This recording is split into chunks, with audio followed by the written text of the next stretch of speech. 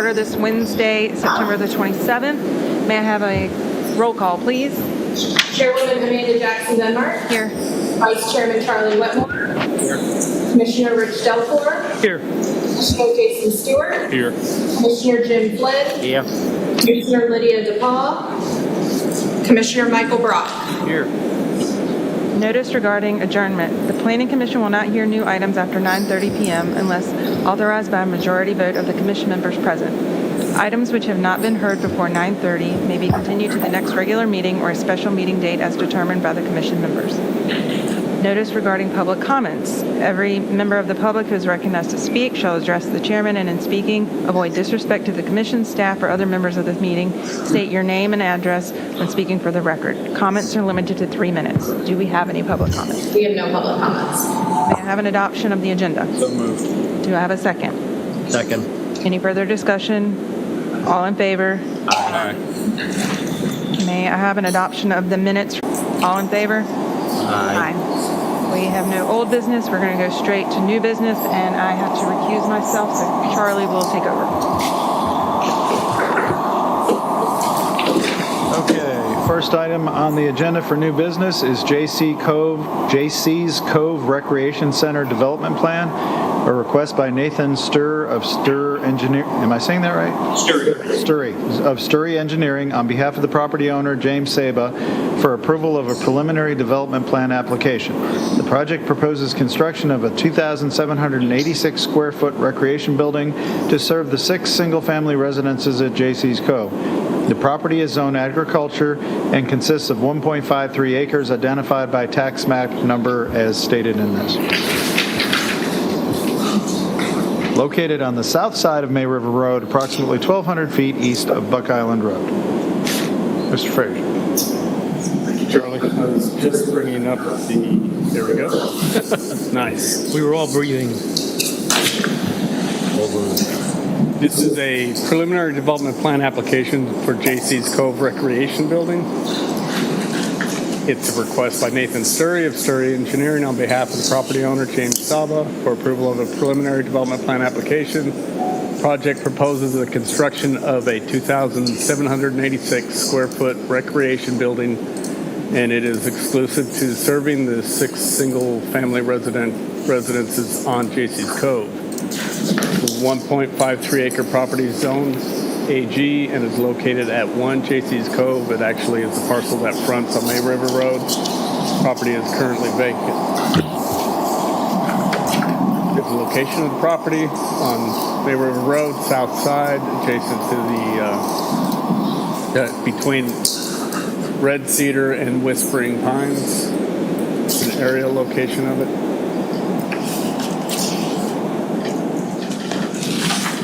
The application is located within the AG district and is subject to standards set forth in the Town of Bluffton UDO.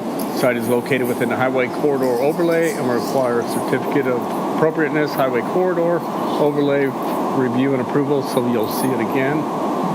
A little background: on August 11th, 2015, the Town of Bluffton adopted Town Ordinance 2015-17, which annexed all of the parcels on JC's Cove and rezone the parcels to AG zoning district. As specified in the adoption by Town Council, this lot, meaning the subject lot we're talking about right now that fronts on May River Road, can only be utilized for a common open space, but it can include a recreational building to serve the 6 single-family residences at JC's Cove. Staff comments on the preliminary development plan were reviewed at September 6, 2023 Development Review Committee meeting. Comments were minor. We didn't require a formal resubmittal prior to advancing the request to the Planning Commission. This is a site plan. Here's a little closer view of it. I can bring it back up if we want to talk about any specifics on the project. What's being proposed is a 2-story recreation building totaling 2,786 square feet. The 6 residential lots max out the residential density of the JC's Cove subdivision as was brought into the town. I mentioned it's in the Highway Corridor Overlay. There's a 50-foot conservation easement adjacent to the cemetery buffer that's shown on the plan. There was mailboxes and a loop road that were existing on the property. What's being proposed is to widen the road, all permeable, but taking it to 22 feet, providing 4 permeable parking spaces, 1 concrete ADA space.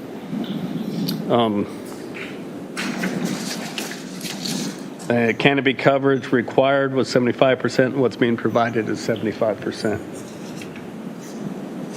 Planning Commission shall consider the criteria set forth in Section 310.3A of the UDO in assessing an application for a preliminary development plan. These are the 6 criteria. Planning Commission has the authority to take the following action. They can approve the application as submitted by the applicant. You can approve the application with conditions. You can table the application, or you can deny the application as submitted by the applicant.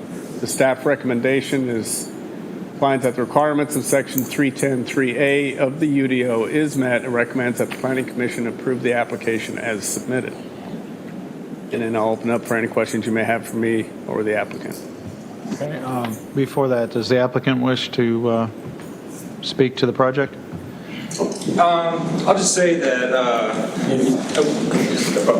And identify yourself. hey, Nathan Sturry Engineering, I'm the civil engineer on the project. Mr. Saba is just trying to develop the site, which was originally approved with the annexation. It had to remain open space, and so the town approved a rec center, and we're within the guidelines of the annexation. Pretty straightforward. Any questions? Just one question. In the DRC comments, you weren't sure about the size of the ADA parking. Did you confirm that? We're sure about the. In the DRC comments, you said specifically, could not tell the dimensions of the accessible parking. It must be such and such and so forth. Did you confirm the size of the ADA parking? I forget the dimensions, but it does meet the requirements. It's van accessible. It's 11 foot wide with a 5 foot aisle. Did you catch that? Yes. Yeah, what the DRC said, it had to be 132 by 96. Assuming it's that, that's fine. I didn't see a response. As he said, it wasn't necessary. Just curious if it was resolved. Thank you. Michael, anything? Jason, anything?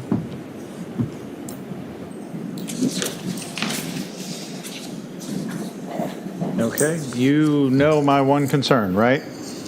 And just to say it in public, when this was passed by town council, the original request included a commercial building up front for offices, and that is not what we're talking about approving. Just to make sure we're all clear, we're talking about a recreation building for use of the 6 homes, not for them to have businesses or offices in this building.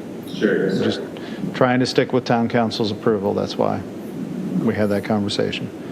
Do I have a motion?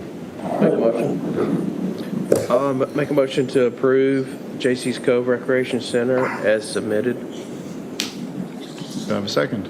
Second. 3 seconds. I couldn't get it out. Yeah. All in favor? Aye. Aye. Opposed? Motion passes. Thanks, guys. Thanks. Thank you. And Miss Amanda, you're recusing yourself from this one too? You're just going to sit out there all night, aren't you? Yeah. Well, good luck. There you go. The second item on the agenda is Magnolia Square Development Plan. A request by Willie Powell of Ward Edwards Engineering on behalf of Ed Goes. Thank you. Of ERB Enterprises LLC and Trevor Wells for approval of a preliminary development plan application. The applicant proposes to construct site infrastructure including an internal streetscape, drives, parking, walks, utilities, drainage, and stormwater to serve 4 mixed-use lots, 2 commercial lots, and 4 residential lots. The subject property contains 3 lots zoned Neighborhood General, 2 lots zoned Neighborhood Core, and 2 lots zoned Residential General, and consists of, boy, you're up for punishment there, aren't you? 3 different zoning. Consists of 3.86 acres identified by the following tax map numbers referenced on our agenda, and is located at 1195 to 1217 May River Road and 15 to 19 Jason Street. Mr. Frazier. Thank you, Mr. Chairman. the preliminary development plan for Magnolia Square. It's a request by Willie Powell of Ward Edwards Engineering on behalf of the property owners, Ed Goes of ERB Enterprises, and Trevor Wells for approval of a preliminary development plan. Project proposes the construction of an internal streetscape, drives, parking, walks, utilities, drainage, and stormwater to serve 4 mixed-use lots, 2 commercial lots, and 4 residential lots. Subject properties are contiguous and include 3 existing lots zoned Neighborhood General HD, 2 existing lots zoned Neighborhood Core NC, 2 existing lots zoned Residential General RG, and consists of 3.86 acres located on May River Road and Jason Street. That is the location of the project on May River Road, north side, just down the street from the project we were talking about. And it is in between Pin Oak Street and the primary entrance is opposite of Stock Farm Road. Here's an aerial of the same location. The application is a preliminary development plan request subject to the standards set forth in the town's Unified Development Ordinance. Parcels within the NGHD district will require certificate of appropriateness, historic district review and approval, and parcels within the NC districts are also within the highway corridor overlay, and so they will require a certificate of appropriateness, highway corridor overlay review and approval. So all of the properties with frontage on May River Road will be coming back for one or the other on the COFAs. The applicant proposes to construct site infrastructure, including internal streetscape, drives, parking, walks, utilities, drainage, and stormwater BMPs in a single phase, and then final building tenants are yet to be determined, and they will come in as with building permit requests as they come in. Staff comments were reviewed at the June 14, 2023 DRC meeting. The applicant provided a resubmittal including a response to comments on August 30, 2023. That's included in the packet. The applicant provided a second resubmittal addressing additional staff concerns on September 12, 2023. Here's the site plan, and I will bring it in a little bit closer. The reason for originally this parcel, the Trevor Wells property at 1195 May River Road, which is developed, they're proposing additional off-site, originally proposing off-site improvements where this would share a property line. It would actually, there's some existing landscaping out here now and bioswale drainage out here now, so this would be moving the entrance. It would also be providing parking on both sides. After internally discussing this, we decided it would be a better approach to include that parcel as part of this whole development. And that was the reason for the second submittal that they provided. As mentioned, we have residential in the back. That's lot 6, 7, and 8. Up front are 4 mixed-use lots. On the east side, lot 5A and 5B is neighborhood commercial, and then the existing development that I've already talked about. The road would be coming out of the May River Row parking lot. Across here, the first 4 parking spaces will actually be dedicated spaces allocated to May River Row. There'll be some off-site improvements tying in sidewalks. There's good sidewalk circulation within the project. Opposite Stock Farm Road would be the entrance, so this would become a little bit busier intersection. There would have to be some striping on Stock Farm Road. They've already recognized that. This was included in your packet. It's a good description of the development summary. They're showing what within this table. I hope you had a chance to look at it. They are showing the proposed building sizes, which in most cases is smaller than what would be allowed on the property. They're providing the parking required. Access for the residential will be 3 drives, and let me jump back. Will be from 3 driveways from Jason Street for the mixed-use lots in the commercial lot 5. I already mentioned one access point as being opposite Stock Farm Road. Secondary access point is is west of that, between these two parcels. And a third access point will be through the parking lot of May River Row for the new road being built. They've got a street name on there, but they'll actually have to go through the street naming request application that'll come before you.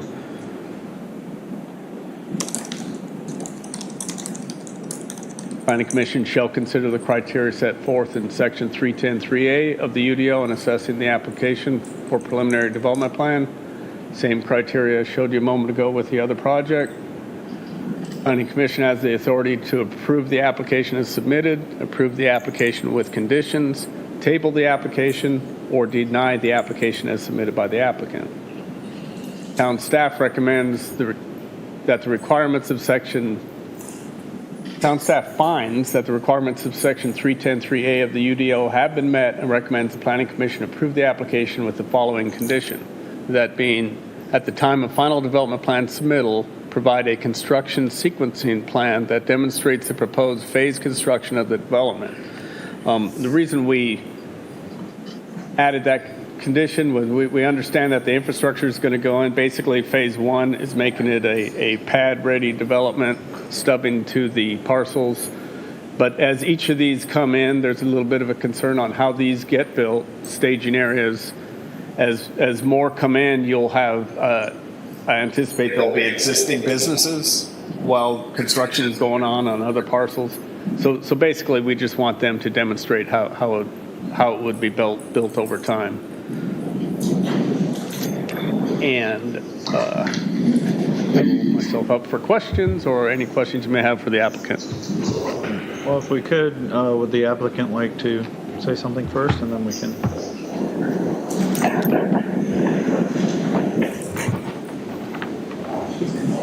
Good evening, Willie Powell with Ward Edwards Engineering, with the applicant. I also have the client. We have Dan Keeper, Whitmer Jones Keeper, and Walter Nestor here.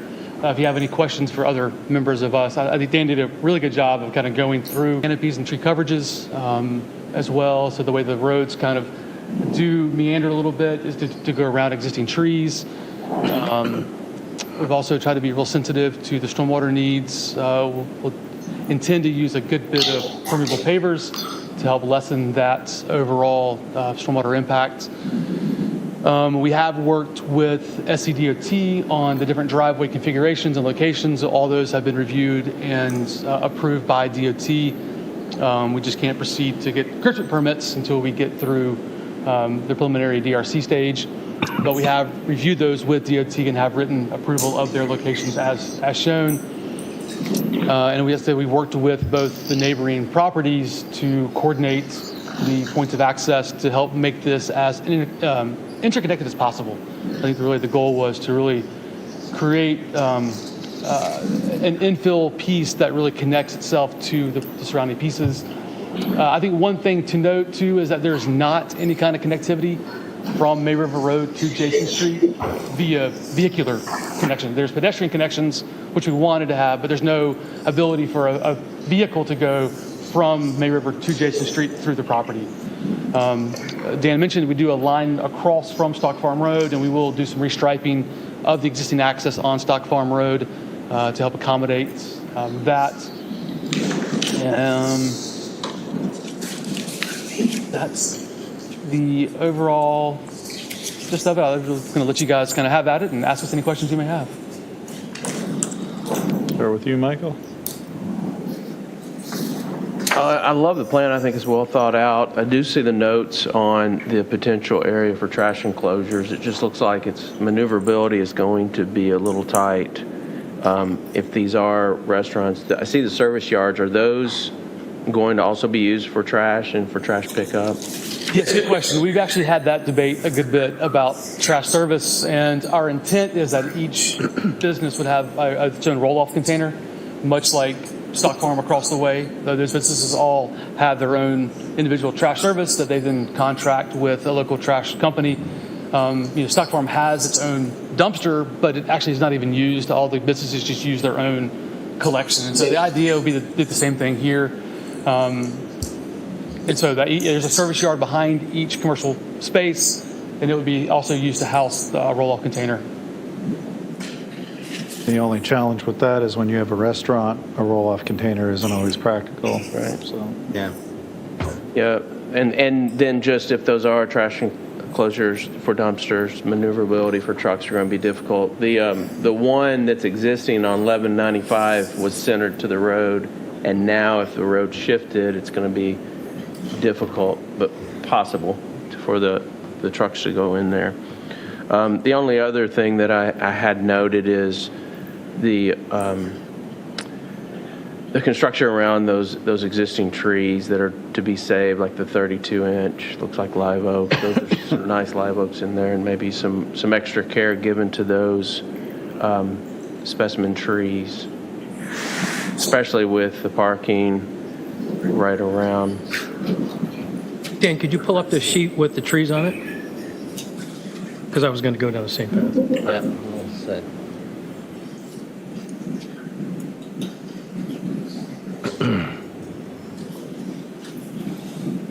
I think the planting around those trees has been great, but just adding a little more care to those, especially around the road, around that drive and the parking. And we intend very to, important. I would expect, I don't think it's quite fully noted in here, but I do expect that east-west roadway to be pretty higher level of finish, including pavers. And so I think we can easily show pavers around the 32-inch live oak and other areas, but I think the intent is for that entire corridor to be pavers, which allow us that little more flexibility with the root zones.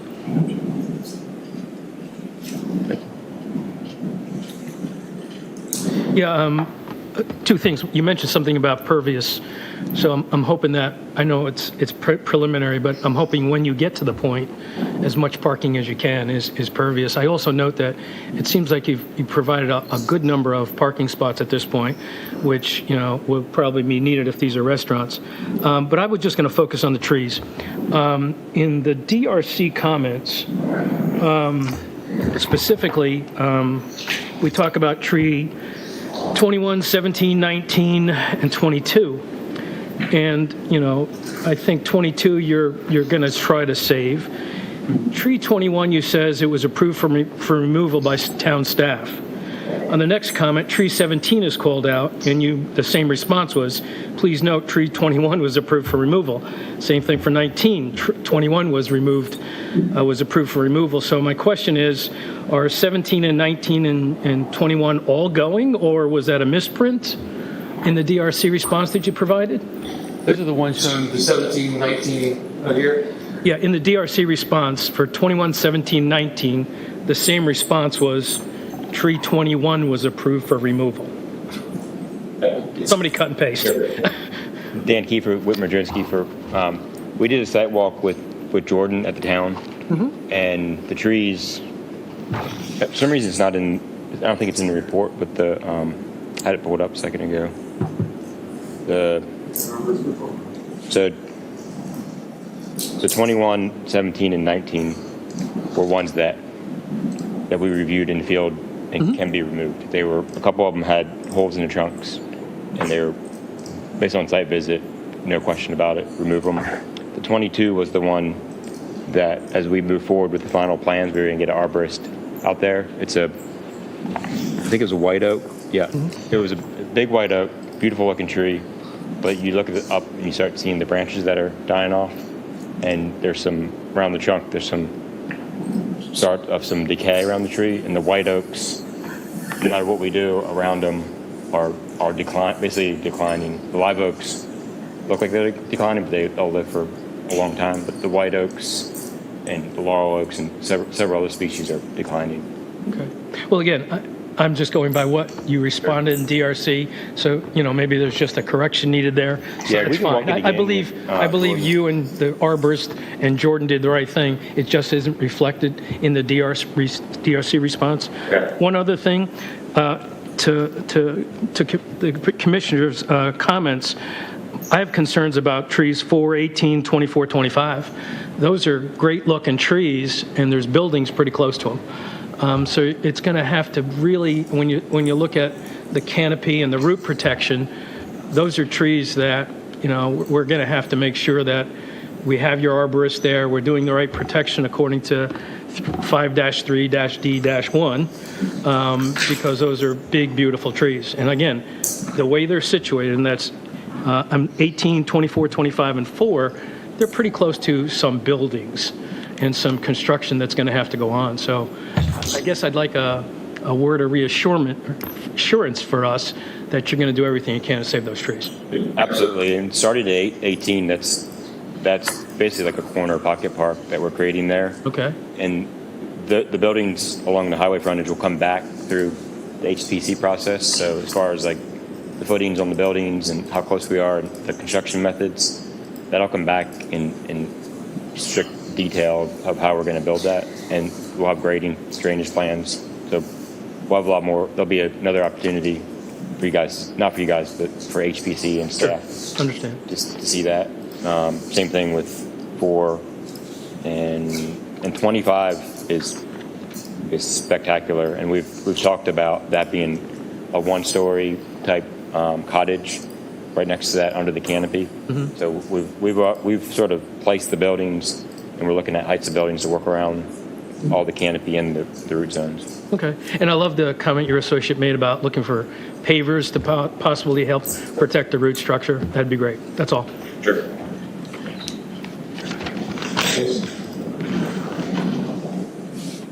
Mine were a lot with the trees as well, too, but I have some other things we can talk about later on as well, but as we come through. But like, for example, you are putting in more parking than necessary. Is there any plans of expanding those buildings, or? No, not at this point. I mean, obviously You don't have any tenants yet, but. No, I mean at this point, and speaking to the restaurants right now, there's a small ice cream shop and coffee shop. Those are basically the 2 buildings that are allocated for parking. And again, they're in historic districts. There's strict requirements on parking on the lots and other things that we got to follow for those. We did, as far as the back to the dumpster question, that where we had the dumpster previously, we picked up a couple parking spots. So there is a question, like Willie said, of internally whether we take out those 4 spaces and put in a dumpster or a service. It may be more of like a service area for trash. But I would suggest we keep the parking if it's a couple extra, knowing that. Oh, that's fine, yeah. I was just wondering. Okay.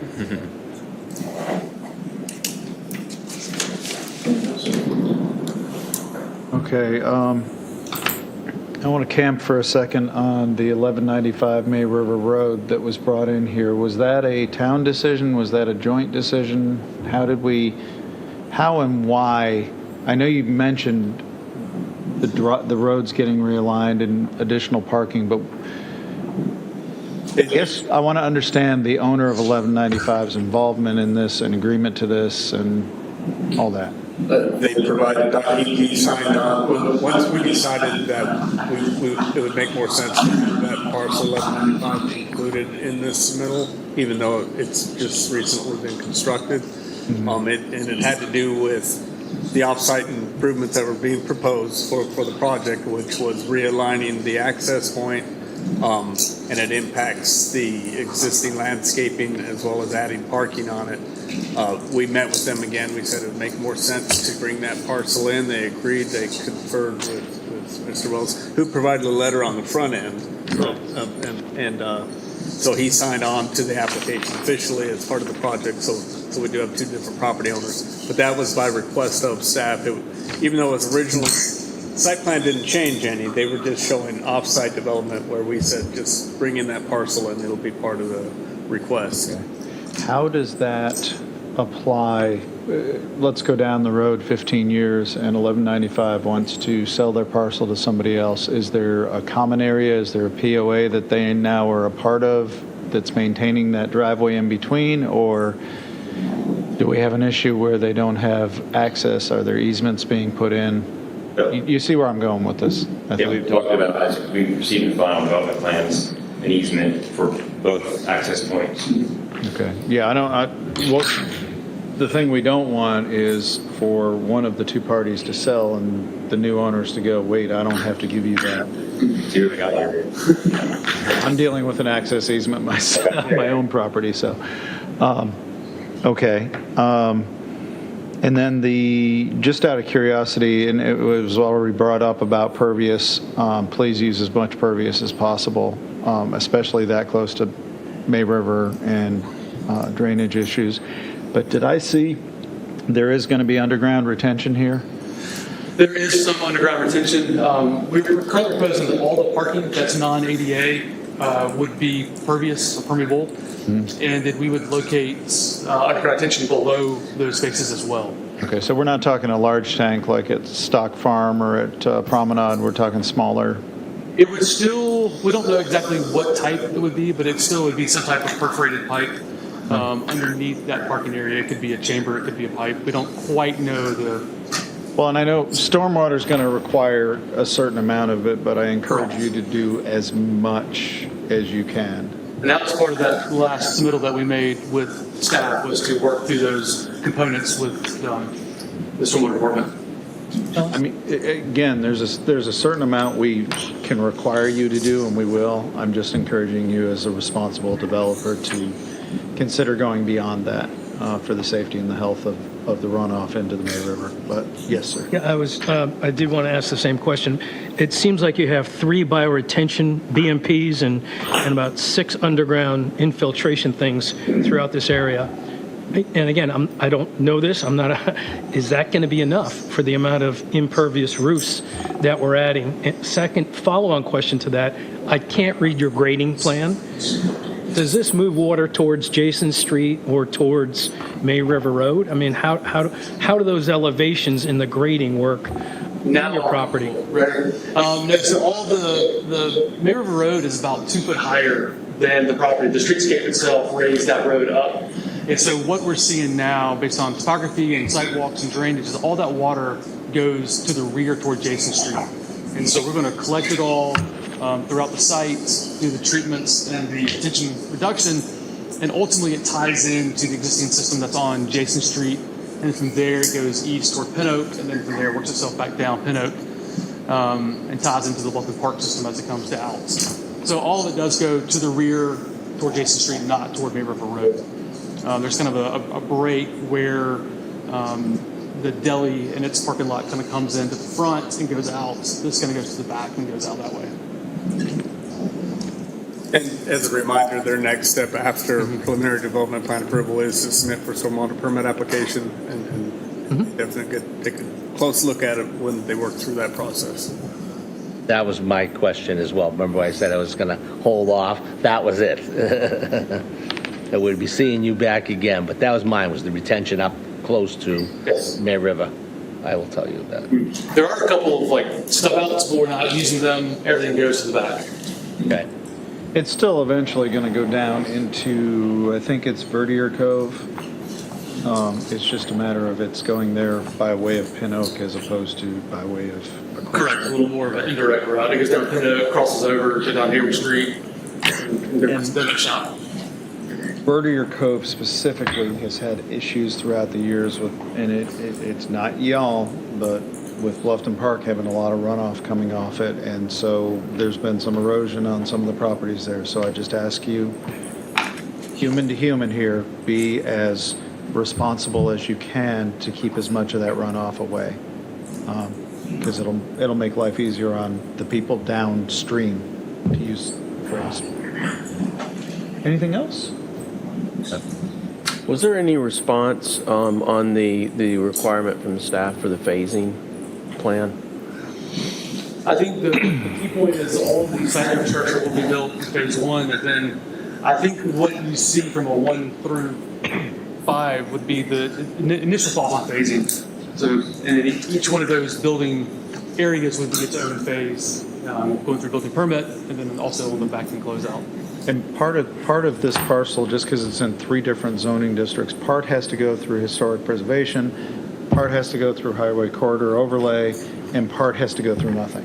So I think that's going to tell us which way it's going to get developed as we go through it. We just got the comment for the first time this evening, so we'll address it as well. And as of now, it's one owner for the whole property, so that'll help us control where we're sequencing. I do have one for Dan. Dan, you said that neighbors were notified of this. Did you get any feedback from the neighbors right next door across the street from Jason Street? I did.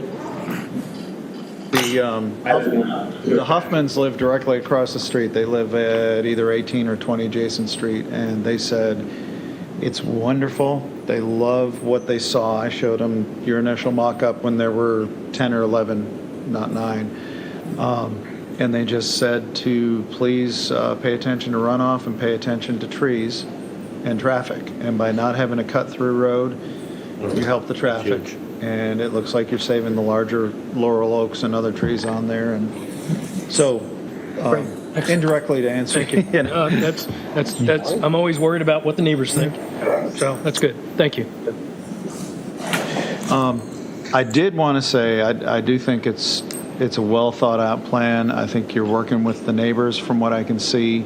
Have you gotten any feedback from people in May River Road? Businesses there one way or another? I know you've had to work with them for access. Yeah, we talked to the neighbors behind about fencing and drainage, but not across the street. That's not one. I think it flows well, and I appreciate it. But with that said, I'd like to entertain a motion. I'd like to entertain a motion if you want to have something to put up, Dan? I was just going to say, I'm looking for mine. I can't find it. I'll go to Dan. I move that town staff finds the requirements of this section of the Unified Development Orders have been met and recommends the Planning Commission approve the application with the following condition.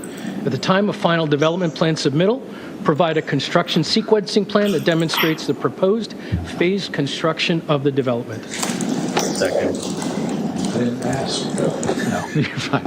Okay, all in favor? Aye. Aye. All opposed? Motion passes. And I am passing the gavel back. I was looking to make it, I couldn't find it. I could have had Dan put it up, so. Okay, we are on to item number 3, Low Country Pickleball Club.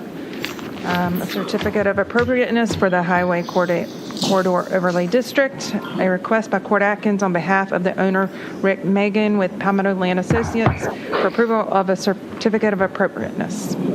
Katie. Good evening, Commissioners. As Chairman Denmark just indicated, this is a certificate of appropriateness for the highway corridor, so keeping in mind this is a review of the architecture, landscaping, and lighting for this site. The site design elements are all reviewed through the development plan process.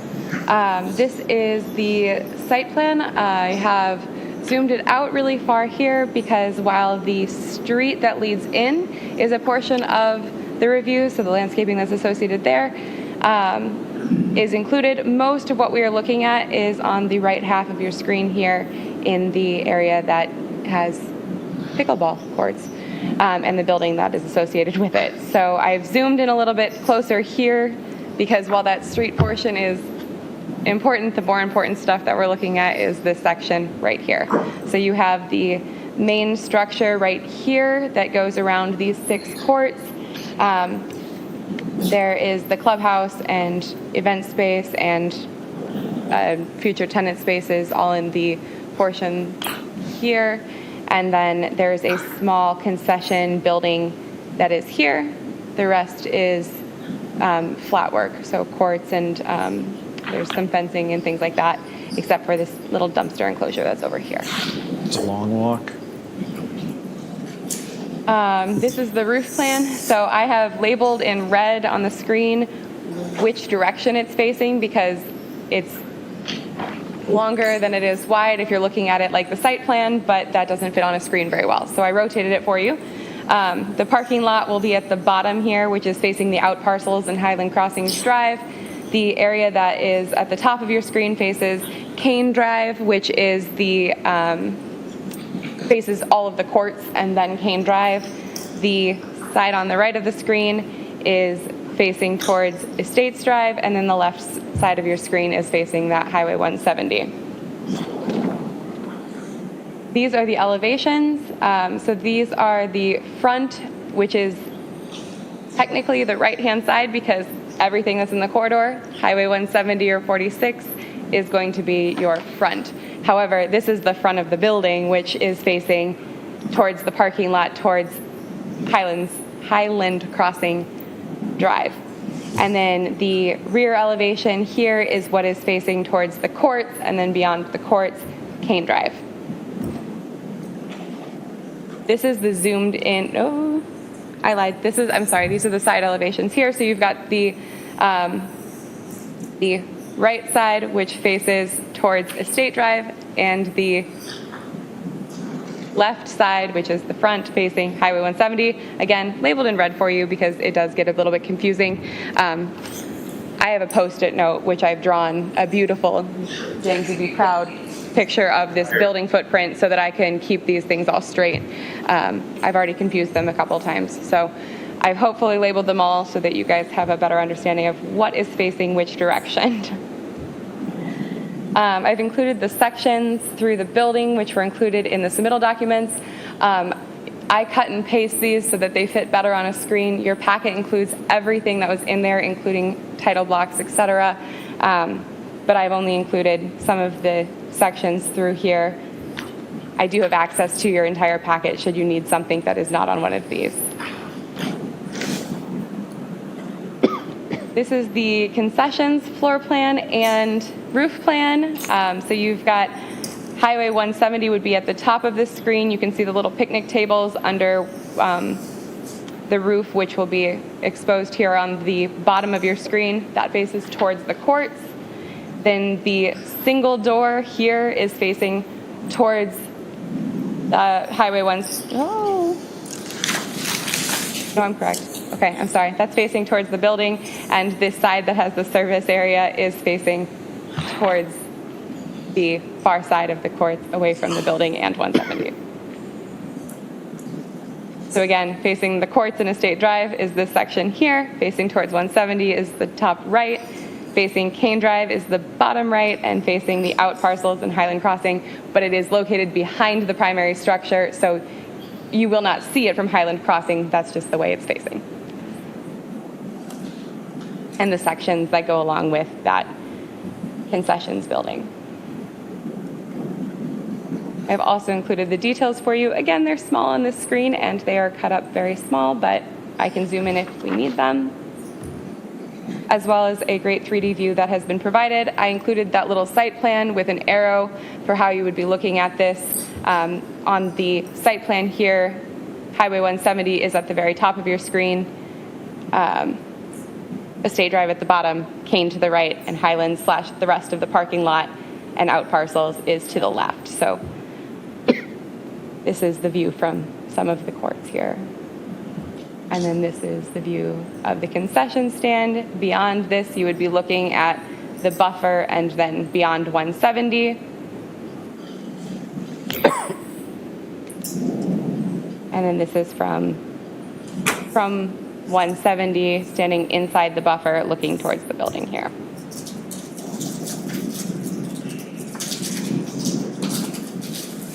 I've included the landscape plan on the slides here for you. So we have, again, this is the primary structure, which this is again a large site, so it cuts off of this page and we'll continue on to the next. The outdoor courts are here. This is your dumpster enclosure over here and your little concessions building here. There's artificial turf that has been installed inside of the court area, as well as foundation plantings around the building and in the medians along the edges of the property. So this is the bottom half of that building, as well as the concession stand would be off the screen here. And then you have your future out parcels, as well as the entrance to how you access the proposed development here. And this is the top half of that portion. So 170 is at the top of this screen here. I've included the plant schedule for you, as well as the planting notes and general notes from the landscape plan. Again, the entire submittal documents are in your packet. I just cut and paste some of that information that is specific to the staff report you've received. The colors and materials have been proposed here, so they've got all neutral tones with a little bit of Savannah gray brick in a Cherokee color. The color scheme matches the requirements. And then the parking and court site lighting plan. This one is impossible to get on a screen for you. That is in front of you. It would fit on this here, but it is a lot of numbers. So I've only included these two on here. Your packet does have all of it. Jason sent me an email earlier. I did see that. He's gone. Oh, there he is. That indicated I made an error in the staff report on the maximum for the parking area. So I apologize in advance for that. They have their lighting expert here to speak on behalf of the project as well. However, for the parking area, the maximum is actually 8.32, which is within the range for it's under the maximum for the site, and their minimum does exceed that minimum, so they've met that as well. So their average is still proposed as 2.7 foot candles, and it's permitted to be 2.4, so they're over a little tiny bit on that. But the other two numbers for the parking area are within the range that is permitted by our ordinance. The court site is well over. However, as we've discussed through the development plan process and staff has discussed with the applicant, this is a determination that's going to need to be made by the Planning Commission, because this is not something that is accounted for in our ordinance. We have a lot of different uses that can be there. They mostly include walking paths, parking areas, landscaped walking paths, unlandscaped walking paths, basically just walking paths is what I've summarized. But sports fields and courts are not something that we're accounted for. So they've brought someone in to speak more educatedly than I can on the lighting plan that they've submitted. They did include this night sky view of it, which is fairly helpful to see how the spillover is going to take place.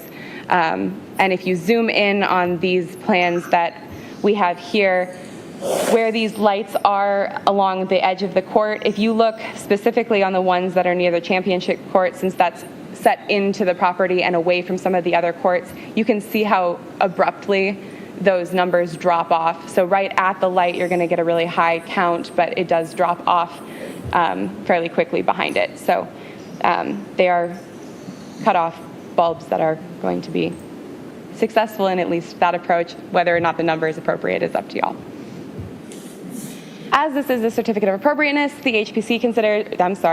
Planning Commission, hi guys, considers the criteria which are found in section 317.3 of our Unified Development Ordinance, which speaks to the design standards in Article 5, which are not applicable to this site as it is located within a PUD. The application needs to be in conformance with the development agreement, PUD concept plan, master plan, subdivision plan, and any other agreements and plans that are applicable. That would include the development plan. And then the application must comply with the requirements of the application's manual.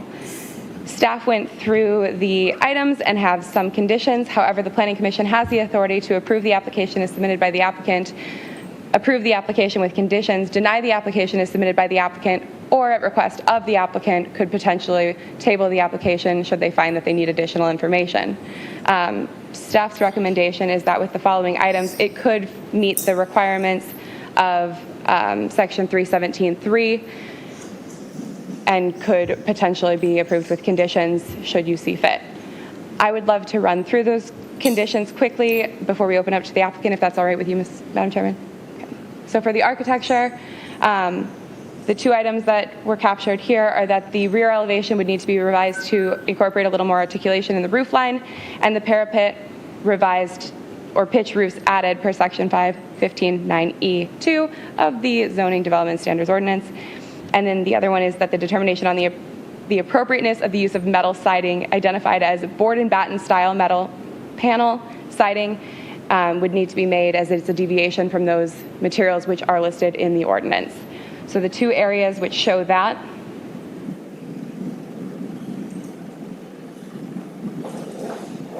are going to be this rear elevation here, or left side if you're talking highway frontage. This area here that has the vertical lines is the metal board and batten siding. It is labeled on the zoomed in version of the elevations, but in the full-size one, it's this vertical lined area here. It is on only this side, and it is stepped back from the edges so it doesn't change material on a flat plane. There is a 8-inch or so. The lines were thicker than I measured with my review software. However, it steps in just a bit before it changes to that metal siding, and it's just on the rear or the rear/left side elevation facing internal to the courts. So they have included hardy siding on the front parking out parcel side, as well as some brick, and there's a couple other materials there. And then this is also that roof line, which is approximately 180 feet of not broken up roof line there. They have added some shed roofs over doors along the base here, as well as the entrance here, but this is the roof line that was captured in that. For the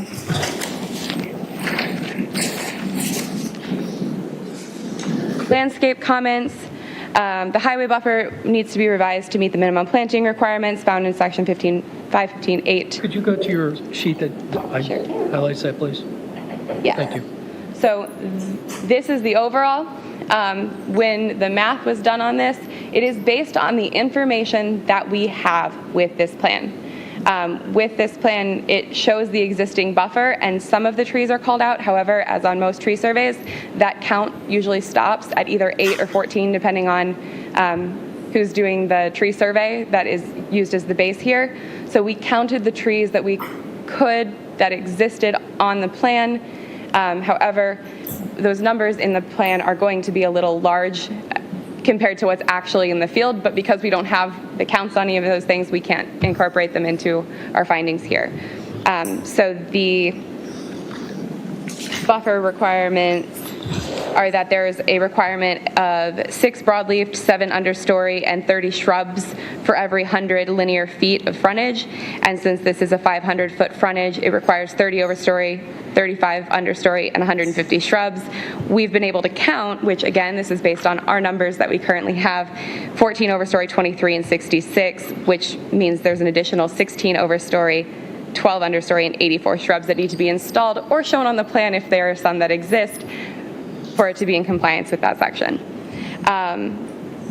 The next item is that the planting notes would need to be revised to indicate the quantities and size minimums are met.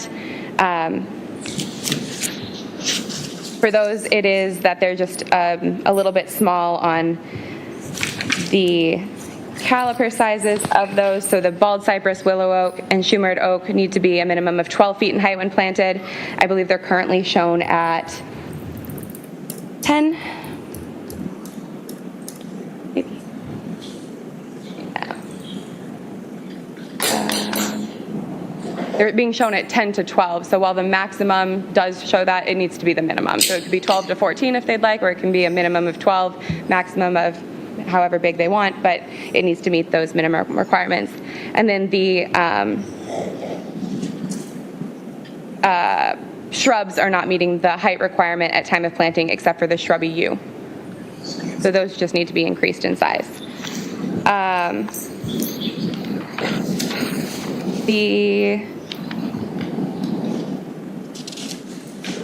landscaping between the courts and Estates Drive also need to be increased to provide a buffer there. There are some trees there.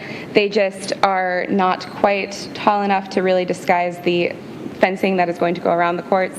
And so this is this area here specifically that needs to be a little bit taller at time of planting to ensure that that fence, which it is a chain link fence, it is a coated and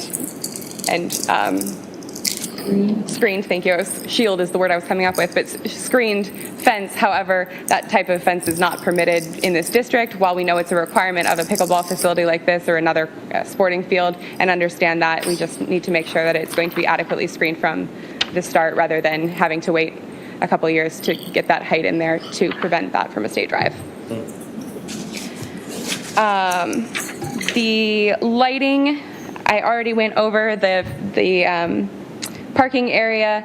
It is up to the Planning Commission to make a determination on the appropriateness of the illumination levels for the courts area. And then the last item under lighting is that it is up to you all to make a determination on the appropriateness of the use of LEDs. Again, this code written before that was a thing, so we have to make that determination every single time since it is a contractual agreement that is set in place rather than something that we can amend quite easily to reflect that. So those are the only items that I have under the lighting. For the additional requirements, again, these are things that we've kind of gone over, but the sidewalk needs to be provided along a state drive. It was a condition of the preliminary development plan. It has since been added to the development plan documents, but because these came in a month and a half ago or so, they do not reflect that, so we'll need to see the estate drive sidewalk at the base of your screen here. The designated shuttle bus / pullout location was indicated on the preliminary development plan as well, and it, I believe, is showing up as that here, but it's not showing up on our plan, so we just need clarification of that. However, it can also, if you choose to omit that one, will still need to be shown on the development plan. And then the final one is that, or second to final, sorry, is that all comments from the DRC and Planning Commission for the development plan will need to be addressed and compliant before you can issue a certificate of appropriateness. My always statement is that if they have to, for some reason, change the whole site because the development plan has to change, this COFA would need to potentially start, again, if it cannot be amended because something that is not approved cannot be amended. And then the last one is that sign permits are separate and will need to be pulled. So any signage that you see on the elevations is purely for ideas and not necessarily something that could be approved. It will have to be reviewed separately. Do you have any questions for me? I just ran through a lot of information. Did you go through number 1 on the architecture, the rear elevation? Did I miss when you went over that? Yeah. Oh, You mentioned the parapet. I said it out loud, but I didn't point to Yeah, what you I was bring it talking up. about. Yep. Yeah. Parapet and the So straight line. the ordinance allows or does not allow for flat roofs. It does allow for roofs that have a 4 and 12 pitch or greater, and those concealed by a pediment. In the past, a parapet has been permitted to be something that we allow to cover those flat roofs. The Planning Commission has seen several of those come through. The challenge that we have with it, staff has with it on this specific one is that the parapet, sorry, I almost said pediment again, parapet proposed on this section here is very shallow and actually falls below the roof line as it would meet up with the rear of that flat or 0.5 and 12 sloped roof of this portion of the building. So the parapet falls here, which actually falls below the edge of the roof line. While it is understood that the human standing on the courts looking up at the building won't ever get the perspective where they are standing in line with that parapet, as flat roofs are something that are specifically not permitted, it's something that we find should be increased in height a little bit to better conceal that so that it meets the requirements of the pediment rather than just a curb on the roof, essentially. So that's what I was looking at there. So you're saying that the side, if I'm looking at it on the left, would need to be more articulated on, not that side, the other side? This side? Yeah. Or are you saying the one on the right needs to be raised up? The one on the right would need to be raised a bit so that it is at least concealing the rear of this flat roof here. Yeah.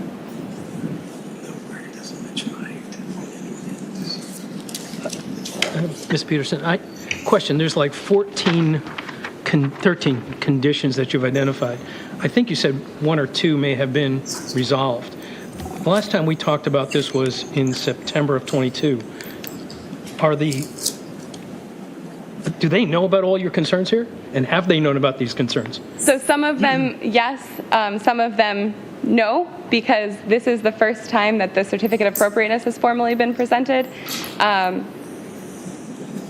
Staff has had a couple conversations about some of these items, but as things evolve, so specifically it's going to be the lighting And the architecture, this is the first time that those have been put down on paper because they're the first time they've been there.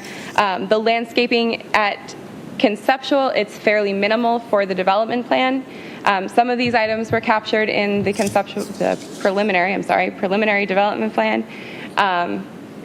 And some of them are new because additional information has been provided. So kind of, some of it. Some of it. Okay, thank you. I'm gonna, if everyone's okay, see if the applicant wants to speak before we have our questions. Would the applicant want to speak? Please state your name. It'll give you a prettier picture to look at to start. James Atkins with Court Atkins Group, and I have a host of people over here. The owner-developer, Rick Megan. I've got the lighting and electrical experts, Warren and Jason, and then Mr. Tiller over here for landscaping. And then I don't think we have any legal things, but Walter's here to support us since he was already here. So he wanted to... You don't have to represent every applicant. So a couple big... Not a positive. We think it is. A couple big picture things, just from the highway corridor, just to kind of give you a little insight into how we ended up with this plan. We did intentionally orient the building this way so that, again, from the corridor perspective, which is Highway 170, it would have a minimal impact to the corridor. When we get into lighting levels, we intentionally put the tournament court along a state drive as far away from the corridor that we can get and across the street from a storage unit. And then there's a future restaurant building and some other things that will screen it from the left side. And then we can talk about lighting, but I just wanted to give you a little bit of background on that. And then I know Josh has some things in regarding the buffer, and we did talk to staff. It's essentially an opaque buffer. And so and we have photographs of it if you've been out to the site, like you can't see through it. So the discussions with the town were, during development plan, was we're going to leave that opaque buffer and protect it and then work with it. If for some reason something dies, but it really didn't seem appropriate to come in and tear out the buffer in order to calculate everything that was there when it's already 100% opaque. So just a couple things, conversations that happened with staff on the development specific to the architecture, which is what my parts are. A couple things. We appreciate Katie's input here on this facade and talking with the owner.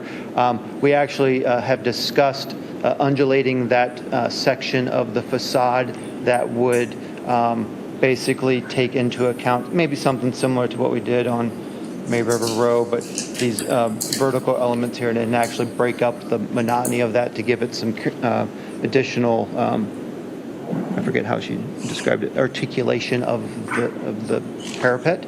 And then in talking to Mr. Megan about the materials, I know we've been successful in having this metal board and batten approved in the past, which obviously is no guarantee for the future. But considering that we have a lot of hardy plank and everything in here, we'd actually be happy to switch that to hardy siding if we felt like that was a more appropriate material, and we can just cross it off the list. But we did, as Katie mentioned, try to provide a break in those materials, but I'll just offer that up if that's something that you feel strongly about, that we can, since we've got hardy on the other side, we can consider hardy on this side as well. And I'll let Josh talk about landscaping, and we can get into lighting. We talked about the LED. I know you mentioned that there are 13 comments. That's one that just always pops up, and we kind of move forward. Let's go each category. So if you're going to talk about the architecture, maybe we talk about that first, and then we'll do landscape, and just go down the line that way, so we're not having to remember back and forth. Okay. Does anyone have any comments they want to start with for architecture? All right. Why does it look like an auto repair shop? No, it looks like an Amazon warehouse. I am sorry. I love 3 of the elevations. I think they're fine. I don't have the problems or concerns that some people with the parapets might have and that, and I understand and I'll agree, but it looks like an auto repair shop on the one side. Are these roll-up garage doors? with landscaping right in front of them? And it's not to go in and out, but just to create some outdoor environment. There's a lot of precedents and chicken and pickle and a variety of pickleball rec centers and clubhouses throughout. So the thought, I hear you about precedent and that, and I'm one of 7. I say that a lot up here, but it just, Can you describe maybe what you were thinking about with the articulation? You were talking about May River Row and this, like comparing, like, Oh. can you describe it just a little bit better? So we added the sloped roofs here and just some rain protection over the roll-up doors. And the thought, it's showing up there, is that we would articulate up through this roof and create some ups and downs along that, much So would like it push May River. in and out? Yeah, so we've already got some columns there, so we'd actually just extend that bump up and give it a little bit more height there, so we'll get some shade and shadow along that way. Kind of like the new building at May River, where Billy Watterson's office is, where you have that solid piece, that brick piece. Right. So, and then we've got the transom windows above there, so we would create just kind of a rhythm going down there. It's indoor pickleball. To her question, can you do some of the in and out as well as the up and down, you think? Yeah, so we've already got the outs, some there at each of the doors. Okay. With the roof. We wanted to extend that articulation up. You know, it's not going to be 4 or 5 feet. We've got landscaping and everything. And you have to think in the foreground of this, we have 16 courts that have fencing and landscaping and poles. And, I mean, there's and a park in between that. But that bump, which is 6 to 8 inches, which is kind of what we have on the institute there as well, will articulate up and then become part of that parapet bump. It's not much, but that's what he's talking about. But it gives a shadow line, so it shows a thickness. Again, I think the Hardy, we've already got it there. I haven't seen Amazon warehouses. They're usually tilt-up concrete construction. I think we can get some shade and shadow there and some articulate the height of that and the storefront. And, again, it's the back of the building, but it is an important side, and we don't want it to be unattractive from the other courts, but we certainly wanted to highlight as you come down that boulevard on the site, the main entrance on that side, the corridor, again, the narrow side there, and give some detail. I was thinking something even much more simpler, but it's just me. If you took that middle piece, like on the Highlands Crossing Drive with the oars, like if you took that object and put it down there, then that's that circulation Oh, I space. see what you mean. Yeah. Carry it through. Yeah. Yeah. Yeah, we could It just needs to be give it a little broken bit up. more. Almost 200 feet of the same look just needs to be broken up. So- What I'm afraid of is if you do the other, I wouldn't, and you know this, you wouldn't want it to be in, out, in, out, in, out, in. Feel schizophrenic. Right, and so either it'd have to be like 2 of the bays were out and, something that was balanced but not symmetrical. We certainly considered just highlighting the middle section where it's about midpoint. And, Yeah, that looks nice. And create a little bit of an element there that maybe even has a little bit more depth. Well, and Yeah, and maybe it has, gives a little bit, because I know it's not as deep there, just, the function's different, so. Yeah, and you've got, there's some connecting walk there as well. So again, we could maybe, it's already pulls out if, I don't know, I can't zoom in here, but there's already that little bay pops out, I think 3 or 4 feet already. So we could begin to just articulate that further up and define that and keep everything else. Again, Lost in all these pages. I hear what you're saying, and also we don't, I think, the more lipstick you add to it, the more it feels fake. Right. It is. So here's my really rough, not real good architecture pen. Just your normal thing. Just like what they have in front. But that's my opinion. And it gives it's got to be. A, B, A, B, A rhythm, because you got the bricks Yeah, that turn the I corner. think you're getting the sense of you need something. Sure.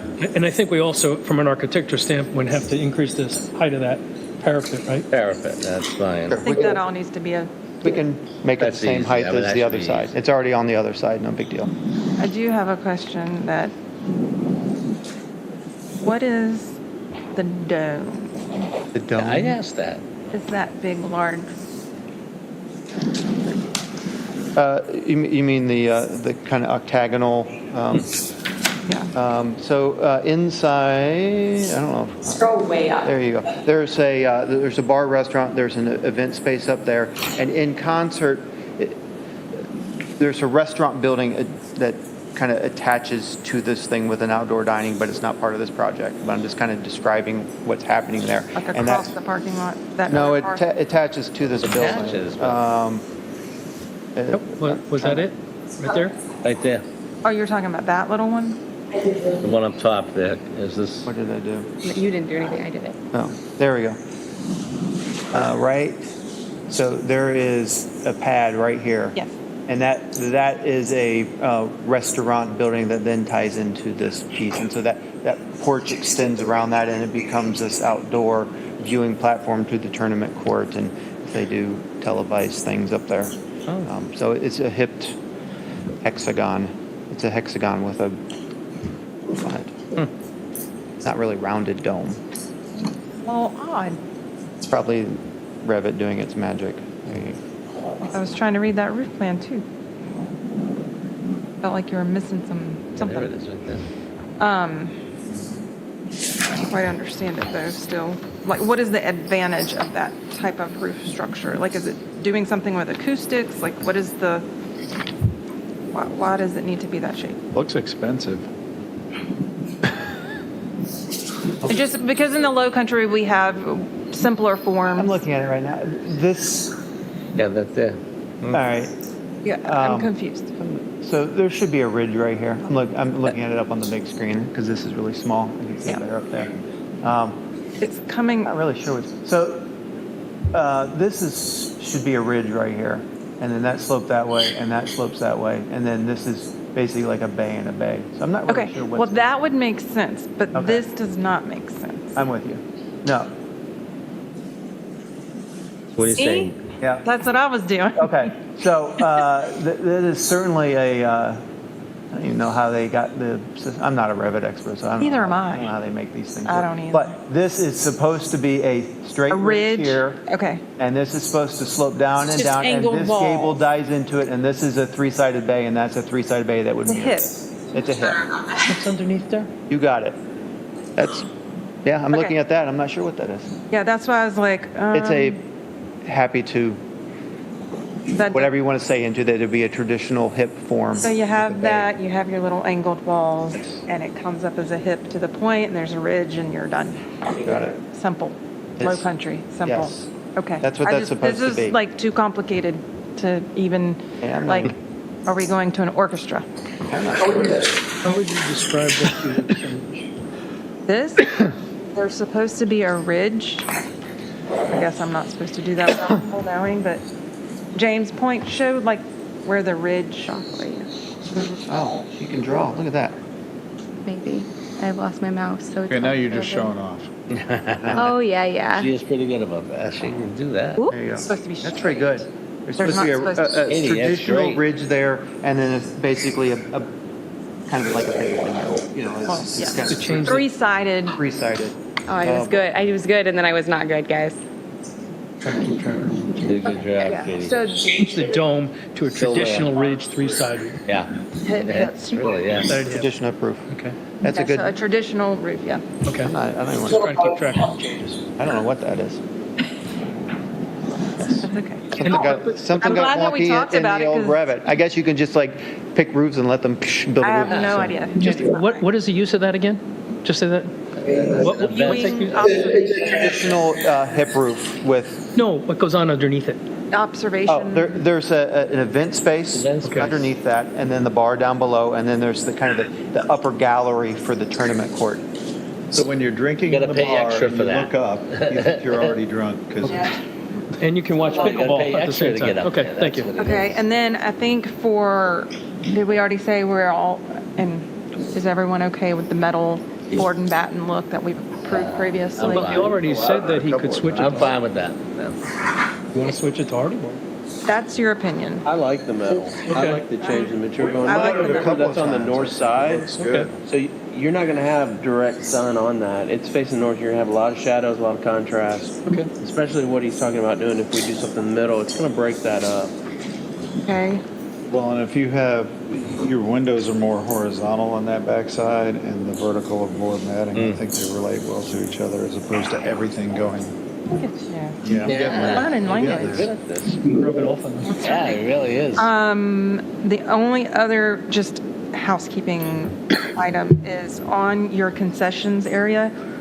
I think it's just a note that needs to be moved, your service yard note. You're not intending for a service yard to be on the 170 side, correct?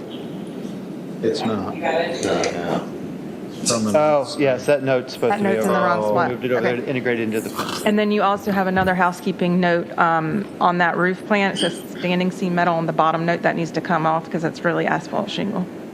Down, down, down, right there. That needs to be taken off because you've already got it called out as asphalt on the other side. I actually think that is supposed to be standing seam metal, and it's the wrong, on the 412 slope. Is it metal? I think it's supposed to be standing seam metal, and it got Elevations 812 to don't- 412. the, Oh, there's not a line separating the hip, It didn't change. I'm sorry, the gable from the. It is. It's right there. I think it's but just a, It goes from 812 to 412 there, and that's what I think that's a No, more that's of a, 4 right there, and yeah. But think the that's- elevations don't show I think that's that. the wrong graphic. It's Okay, supposed to be. so either way, coordinate it. Yeah, I'm not It was just an observation. Yep. What did you say about the concessions? I was just clarifying that the service yard is not going to be on 170 side. There's just a note that's in the wrong spot. And then the roof material needs to be coordinated one way or the other. Plan and elevation. Okay. Those are my things for architecture. Anyone else have any more architecture? Kelly, do you have any more? I have a minor question, and I guess it could go under architecture or something totally different, but the main stadium, are there stands around that main stadium? So there are, if a tournament, which will, I mean, they're not going to happen that often, but when they do, they Be would. careful where you go with that. They will bring in temporary stadium seating for that, for a special event. Special events. In the restaurant phase, there actually is kind of a tiered gathering stair that comes down to the stadium, but again, that just giving you some insight to Okay, the so future. there's nothing permanent, because we should be looking at it if there's something permanent. Nothing permanent in this submittal. There's enough room around the center tournament court to have those stands built in? Can we see a picture of that? It looks like there's quite a bit of room there, which relates to my fellow. I didn't recall. That's All why. right, so. Are we venturing into landscape? Venturing into light. We have areas here for temporary tournament stands. When the restaurant building comes in here, there is a gathering stair that will become permanent and become part of it, and you'll see that when it happens. So where would you put the bleachers, if you call them that, around that, on the bottom? Here, No, there are 4 sides. there's bleachers here, Yeah. and then you can put temporary bleachers here. Got it. Okay. And So then you have three the, sides. yeah, and then you have the kind of gallery up here, and if it's televised for some reason, they'll set the cameras up there, and Where do the TV trucks park? No, I'm not. Okay. All right. Let's, Okay. I can wait on Yes, that sir. one, yeah. Hi, I'm Rick Magan, developer. Can I mention 2 things to you? Sure. We actually had planned on making that area. we can't Can see what. can you point to that? yeah, this area. That area a permanent set of bleachers, and the other 2 on the sides temporary that came in and out. It's just the application process has to be such. Yeah, and how high would those bleachers be? Because then we have to worry about the screening. I think on this particular side, they're only about 5, but again, that would be something that 5 steps. we would come back. Need to and it's not coordinate part with of this. staff. Yeah, we can coordinate with staff on that. Yeah. And the other thing, can we go back to the elevation of the Parapet wall. I call it river. If we take this and sort of match that and bring that up and create a higher impediment, Yeah. is that? That's what she accept- sketched up. So that's acceptable. That's what, Well, I mean, that's my opinion. Yeah, no, that's Needs what to I'm break thinking. it up visually. Break it up. Yeah, just Because break it all up. I'm trying to do is get some clarity so everybody agrees on something so we don't have to go back and forth. Yep, well, don't like something here at the coming main before. entrance that would be something similar to the Alley. side, and then Okay. we'll raise this parapet All up right, to perfect. line up with the other one. Okay. Is there any way we can have the option of going either with the metal siding or the party board? Pick one or the other, and then I would say that. Let us know, yeah. Let them, obviously, but if they approve the metal, and I think it'll look nice, if we want to change it, we'll have to just come have to back. come back for an amendment. That's all. Or So go with the metal for now. Okay. if that's what they want. If that's, What do, what do you want? But well, we had metal. Okay. I mean, right now, we're We saying we're actually okay like with the it, but. difference Yep, in the we're materials. agreeing to metal in We're general. agreeing, yeah. Would you like that? Yeah. Okay, so let's move on. Josh, Next. would you like to come up and talk about landscape? And lighting? That's that group back there. Charlie has a lot of questions on lighting. No, I just have one as it relates to the stadium, that's it. I do have some show and tell. Approach the bench. Sure. I don't know if I trust you, but let's see. There's some photos of the, For the record, for the record, some existing. photos that Josh Tiller has brought up. Is there enough for all of us? Are there? Can you share? Wow. She didn't want to share. Printed just enough. Thank you. Good thing she didn't come. I don't know. Okay, We're all set. We all have one, you do not. Right. Well, you need one for the You record. like one I can use, Katie? You can have The none. next hour is this one, I just want one. Justice. Charlie's has snow on. Okay, all right. My name is Josh Tiller. I'm the land planner, landscape architect. I've been involved with this property long time. and the property owner going back almost 20 years. And at that time, Highway 170 was just a 2-lane shady country road. It hadn't been widened to 4 lanes like it is now. If we go back to when the Jones Estate was approved and planned, that was 2000, almost 24 years ago. The intent of the buffer was to be an opaque buffer as it existed at the time. And we still have that original opaque buffer. We're on the east side of 170. That's the original corridor for Highway 170, two-lane road. That being said, what you see there in those photographs is the same exact buffer that was there 20 years ago plus. Probably going back a century. I don't know. You could look at aerials. As we were going through DRC, because it's visually, you can see it, it's an opaque buffer. We felt that it would be a little too cumbersome to have to go out there and survey every little shrub, every little understory tree, every little sapling to meet the standard. Because visually, it already meets the standard. Because under the Jones Agreement, if you're planting if you had a naked buffer there, if you're planting it, it only has to be at 50% opacity after 3 years. And that's the extent of it. So eventually it would become an opaque buffer. We're already at that opaque buffer. When we met with staff during the DRC process, it was decided then that once construction started and they've done the initial land disturbance, we'd go out there and assess the buffer.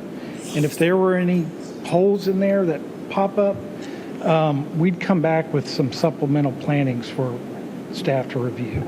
And that's why we left the buffer as is on this submittal for Highway Corridor. And I think there was some lack of communication between DRC, Highway Corridor.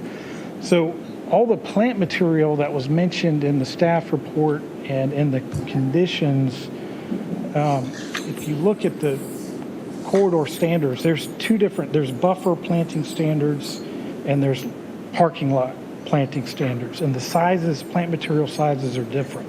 And the buffer, the shrubs, minimum 2 feet. In the parking lot and around the building, it's 1 foot. So we kept to those standards because all the plant material we're showing here applies to the parking lot and the foundation plantings. Additionally, in the Jones Estate, the modified highway corridor standards, the minimum tree size is 10 feet, and that's everywhere, including the buffer and all the parking lot plant material. So the sizes meet the standard. The sizes for shrubs, only the parking lot sizes relate to that. So we feel that we meet the landscape requirement. We're willing to go back out after land disturbance to determine if there's any additional plantings needed in the buffer.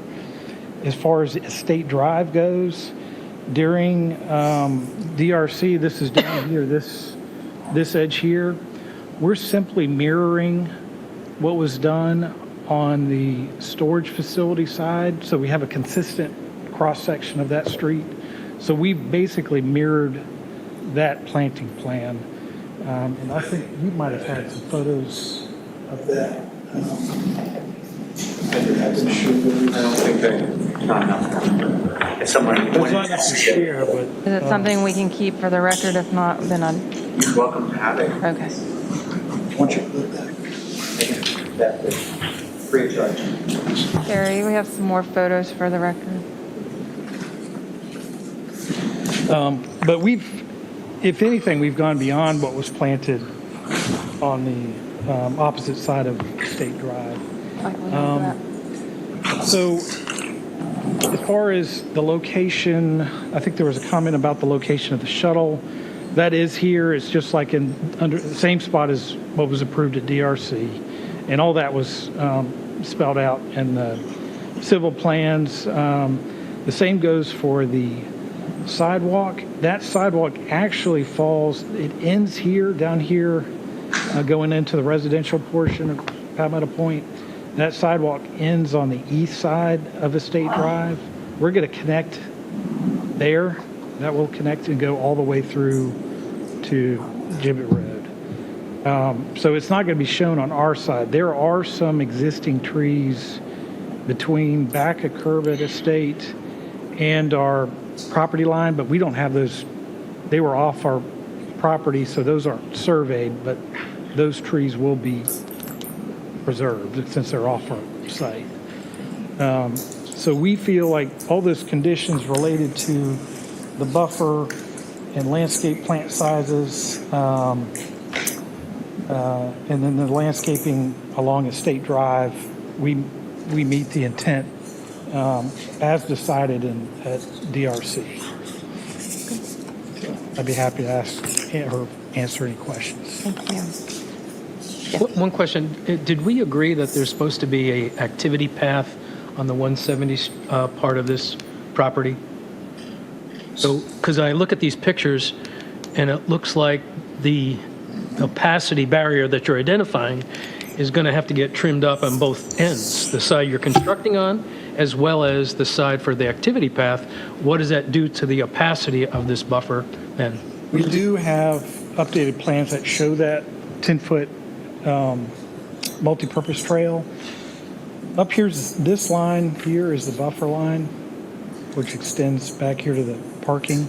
That's existing? That trail is out there in the right-of-way. It's not on our property. It's not in the buffer. It's in the right-of-way, so it won't impact the buffer. Because it looks, from the pictures that you submitted, especially the center number 2 picture, it looks very close to the highway.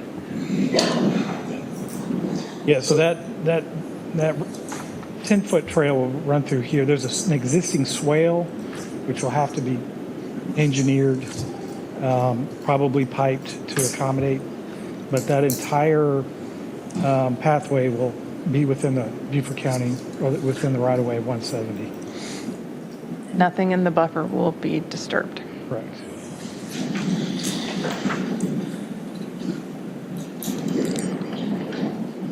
Anything else this end, Michael? No, I think it's a substantial buffer that's already there. Okay. And stating that after development, looking for holes, I mean, I think that suffices. Okay. But No? Okay. Lighting, do we have, well, we do have questions, so, yes. And I did, just to make sure it's clear, the shuttle drop-off is here. It's kind of like a parallel parking space, long parallel. When it's not being used for shuttles, it might be used for food trucks and that kind of thing.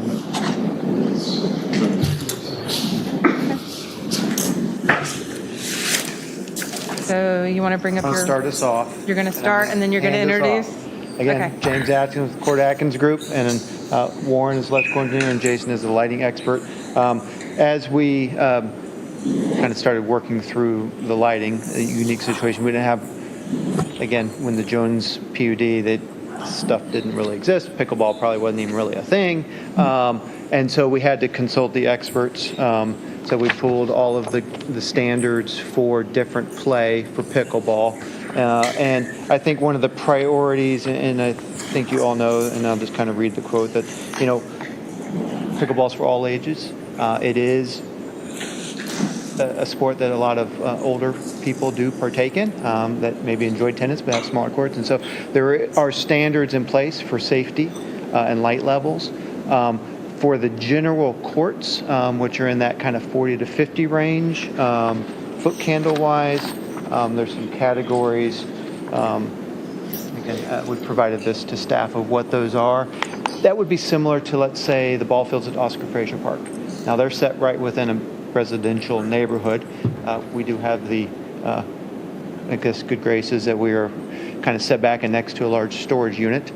So, we're not going to be interrupting residential neighborhood or have bright lights. And as you can see, as designed, there's some significant cutoffs. I thought this picture here was a great picture. I mean, that's kind of what this thing does. On the tournament court, that does bump up and is recommended to be 75-foot candles rather than the 40 to 50 range for, tournament play and the standards that come in from that host tournaments and such. We do have the ability, and again, these tournaments are not going to be a weekly thing. There may be, 4, 6, 8 a year, maybe tops. And so we do have the ability probably to put some lighting controls on those so that it would only be amped up during tournaments, and then it would be more the general play light level of that 40 to 50-foot candles if that's something of desire in talking to the electrical engineer.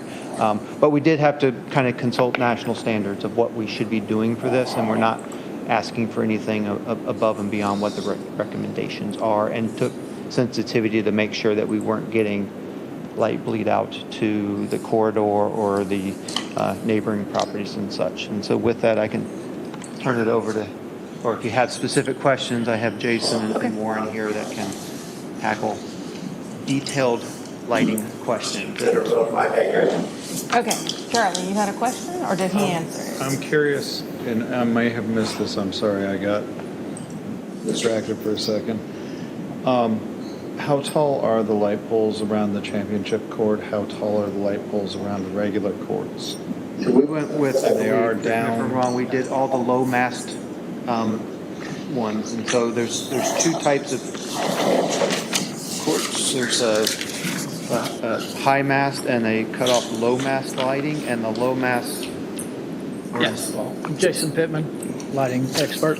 So for the championship court, it is, right now, the way it's designed, it has 25-foot poles. I think there's 3 on each side of the court, so it's 6 poles, 25 feet.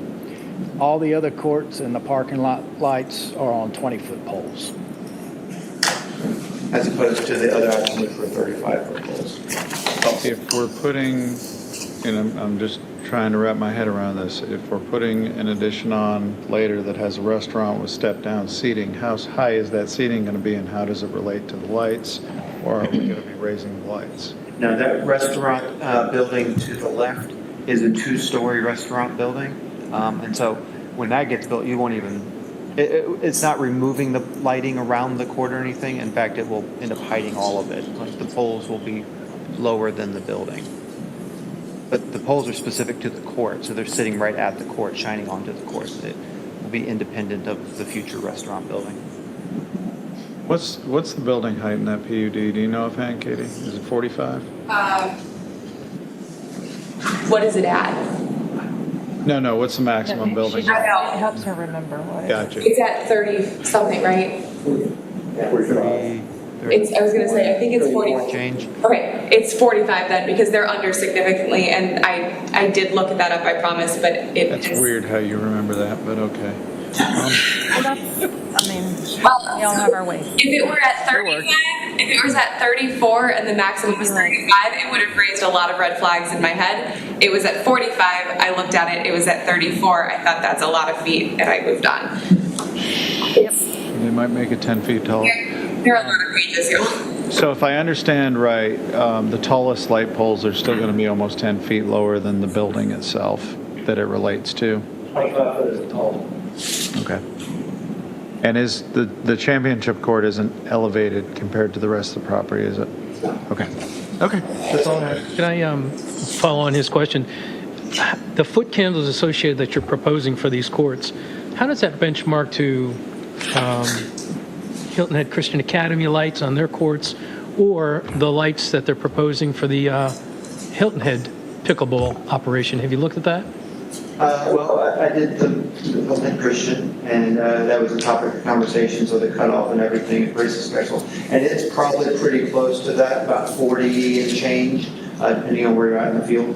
And then the strong cutoff. And if you've been there at night game, those lights are absolutely amazing how they just put a rectangle right over the field. So that's really how these things work. And again, you can look at, I know there's a lot of numbers. Those foot candles drop down significantly once you move out from just the court. So Oscar Fraser Park, Hilton Head Christian Academy are all in that 35 to 45-ish range, and we're in that 40 to 50 range for standard courts. Okay. Anyone else? Okay. The additional requirement, thank you. The additional requirements, are you I believe amenable Josh to them? addressed those. Yeah. We've So all got of the those, sidewalk, the bus pull off. so you're good with all of what we've discussed? If there was anything else you mentioned a couple. Yeah, I just on the, I think on the plant material, the additional plant material staff recommendations, that can all be ignored since we addressed, it's not, we already meet the buffer standard. I think like with what you said, that it was enough buffer, but revisit like y'all had talked about. And that was a condition of DRC as well. I'm comfortable with it. Okay. Is everybody else Katie? comfortable with that? Chair. I think that the buffer standards as discussed at DRC, if they add a note to the landscape plan that indicates that that will take place so that it's formally in writing, that could definitely address it. I do see the area where he's talking about with those minimums. I'm sorry, I transferred those minimums over, and I didn't capture that it switches between the two for the parking lot and the buffer. So those numbers are okay. And then the sidewalk on a state drive was a specific condition of the approval in the letter from the Planning Commission on September 28th of 2022. So that sidewalk on a state drive was a condition of the preliminary development plan approval. It's not transferred yet. So it does not indicate on the other side. It says on their site. So we need to make that determination. You've worked through that? We have. They have a resubmittal coming in, and what they're doing as a separate project is going to be the extension of the sidewalk on the opposite side of the state from the pickleball development. And we are not going to issue a certificate of occupancy for building or public-private access to the courts until that is installed, and that's in agreement with how it's presented to us. So we just need to decide if that satisfies our requirement. Yes. Yes, and if it does, it can be added as a note again on this as well. All right, yeah. I know Katie had that. Okay. So, Madam Chairman, if I understand the items that we've addressed to make this easier on you all, since I know it is. Got it all written down. You got it all? What I'd like to do, Madam Chairman, is not make a motion, but read the elements that I've captured to see if they capture it. Is that all right, Katie? Number one, undulate the elevation facing Court and Craig Street, as we discussed. Number two, increase the parapet height to hide the back wall. Number three, change the dome to traditional ridge, three-sided hip roof. Number four, service yard not on 170 side. Number five, put a note in about roof material change on the drawings to correct it. Number six, coordinate with staff on permanent bleachers location. Number seven, developer will fill any holes in the natural buffer that may be disturbed due to the construction of the plan or the activity path. Number eight, allow the LED lighting as proposed. And number nine, sidewalk to be provided on a state drive. We have to also talk about the determination that we think appropriateness of the metal siding. You have that on there? Okay. You missed one. Wait a minute. Let me get hers first. No, I was talking about this. I got it. Okay, what else? He was just. Oh, he was capturing you. He was just giving me a hard time. He was. Okay. He was. Okay, does anybody have anything to add to what he said before we actually make a motion? Katie, did you get all that? Are you needing something? Did you understand all of that? Josh, you're good?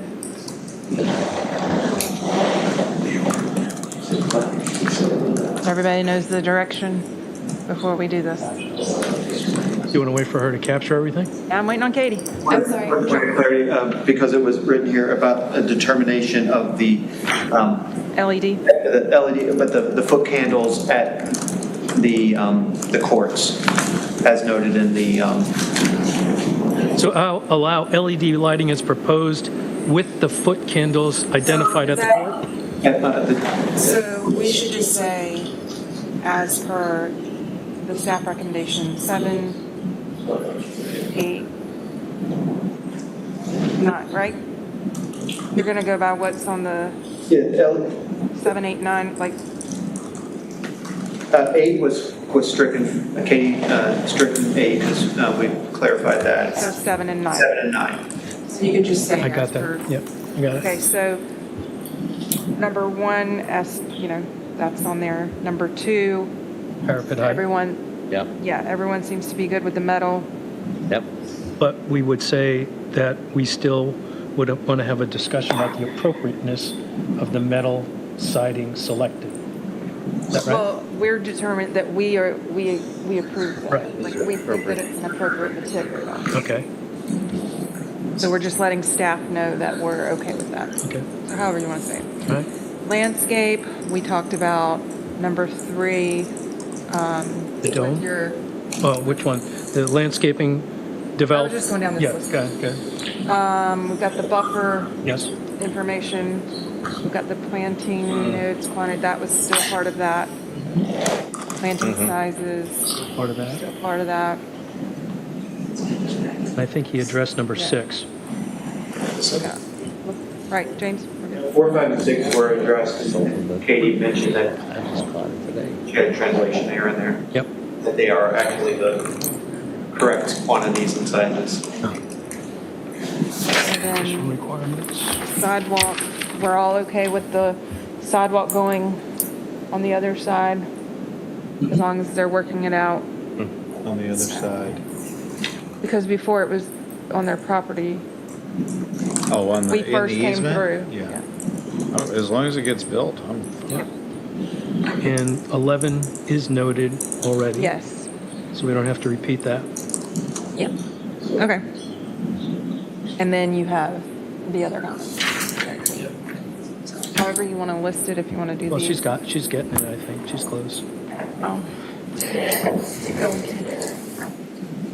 Katie, I think 4 on landscape needs to be struck. Yep. This one Yes. struck? Yes. Well, because what we said was the developer will fill any holes in the natural buffer that may be disturbed due to the construction of their plan or the activity That's path. the difference. This is the opposite side. Oh, sorry, gotcha. Is this still struck? Or, I mean, again, you guys can make a motion besides what I've written on the screen. I'm just trying to make sure that it's clear for everyone so that it's not. I would keep that, right? No, Josh, Oh, that's the, okay. So yes, struck. Struck that and you've already done that though, Correct. but you haven't seen it yet. No, it's part of the plans. It's part of the plans, but it's not installed currently, if that's what your question is. Okay. Okay, so my understanding of the architecture is that the rear elevation is going to be revised to create articulation in the center similar to the front elevation, and the roof line parapet revised or pitched roofs added, but it's not going to be or pitched roofs added, right? Correct. Correct. That'll just be revised to be taller. The back wall. Oh, it's getting closer to 45 feet. It's not.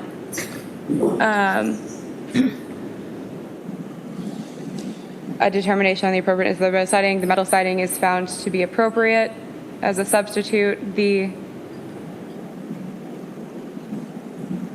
board and batten. Okay. We have the hip roof is going to be fixed to not be a dome that is magically done by AI. We have a label for the service yard that's going to be fixed, as well as the labels for the concession stand consistent, whether it is asphalt as it's currently shown or standing seam. Either one is okay as long as it is what it says it is. Yes. Okay. Anything else for architecture that I'm missing? Where does the bleachers show up? Does that show up in landscaping? It can show up here. Coordinate with staff on the location and height of the permanent bleachers. Can't spell coordinate, so I'm going with work. Sorry, guys. Okay, sorry. For a permit anyways. That's a word too, guys. Don't worry. I can, in fact, type. The next one, landscaping, we're crossing 2, 3, and 4, but we're adding a note to indicate that if there are holes, we'll fix them with staff in the field after clearing has taken place.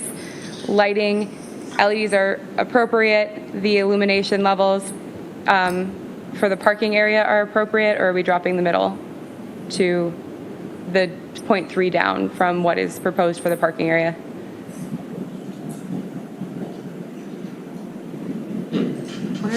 It was, so the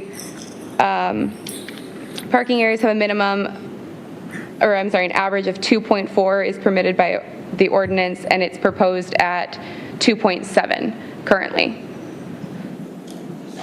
which it's up to you all to determine if that's something you want to cross or if you want to leave that in. Does a developer have an issue with reducing it to 2.4? 2.5, right? 2.5, sorry. If it's a requirement, let's just make it a No, I mean, it's difference between 2.7 and 2.4 foot candles that it cannot be seen with the human eye. That being said, trying to achieve the 2.4, will either, moving light fixtures around, changing light fixtures, reduce the output of each fixture or specific fixtures. It could affect the whole layout, the whole uniformity of the light levels and everything. So, it could result in the minimums dropping below the required minimum. It's just, you change one thing, it's going to affect, it trickles down. There's a lot of other points, foot candles, those calculation points that'll be affected. I understand that, but we're not talking about the courts, we're talking about parking. Yeah, that's what I'm talking about. I know. Yeah. It seems like it wouldn't be too hard, but again, I don't know where everybody is on this. Katie, is it 2.5 or 2.4? First of all. 2.4 is what the average current, or is permitted to be in the parking areas, and 2.7 is what it is proposed at. If it's 2.4, then let's just make it 2.4, guys. That's what I'm thinking.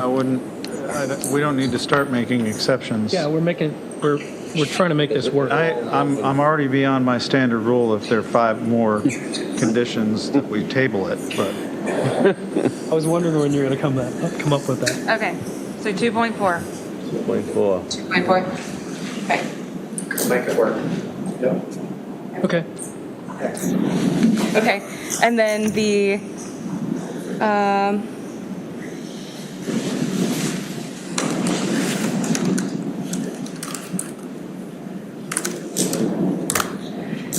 The determination on the illumination levels for the courts, everyone was okay with the courts, or potentially okay with the courts? So we want to reword that, so it sounds like we agree, right?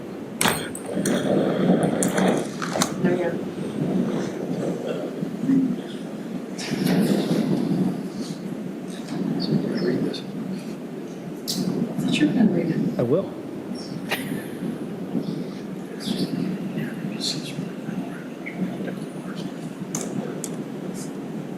How's that? Thank you.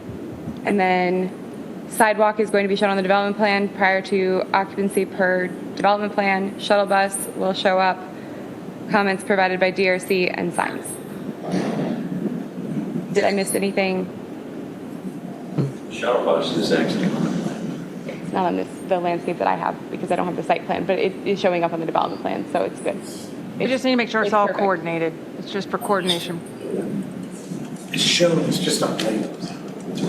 It's shown as parallel parking on the version of plan that I have is submitted. So the area is there and you should be just fine with it. There should be no issue with. Okay. Did you want to go ahead and make that motion? Yeah. I'm not going to read all that, but could you give me the first part of your first part of this for making the motion? So I move that we approve the recommendation in front of us for the pickleball construction with all of the conditions that we've identified. I'm going to say there's 6 architecture conditions. There are one landscape condition and three